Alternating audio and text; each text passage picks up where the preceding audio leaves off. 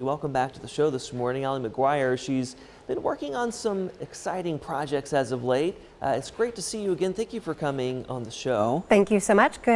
Just glad to be here. Yeah, well, and tell us quickly a little bit of your story and how you got to where you are. Yeah, well, I think the shirt sums it up best. It says, I can't run from MS, but I can run with it. And so when I turned 45 last April, my friend called me and said, hey, I'm going to run the Philadelphia Marathon. I want to do it in your honor to raise awareness for MS.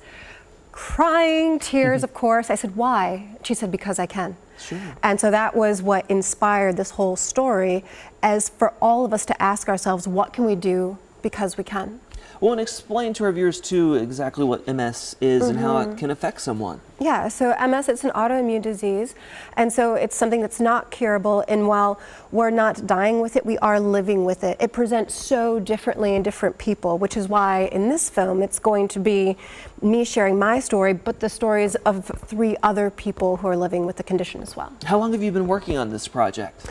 Been working on it for about 6 months now, 6 to 7 months. So. And what's the title of this project? Because I Can. And dive in here a little deeper. So you spoke to different folks. Who are these people? So we have 3 different people. One is an actress, Nicole Pedra, who lives with MS. She was diagnosed when she was 10 years old. She lives in LA. We have a gentleman here, Fox Rigney, who's an advocate for disability rights.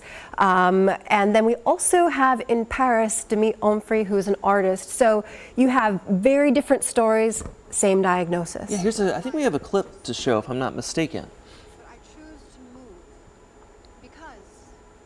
So this is you on stage. What's going on here? Describe who you're talking to. Yeah, so this is a poem that I wrote and performed, just speaking about because I can and what we can do because we can. And so it shows the strength and the resiliency that's required to not just survive with MS, but to thrive with it.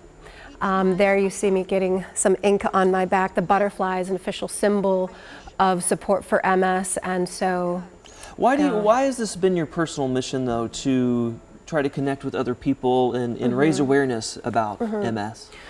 Because oftentimes you can feel so alone and so isolated, and so it is through storytelling that we can find each other, we can find ourselves, and so really just using storytelling to help create that connection that's so required.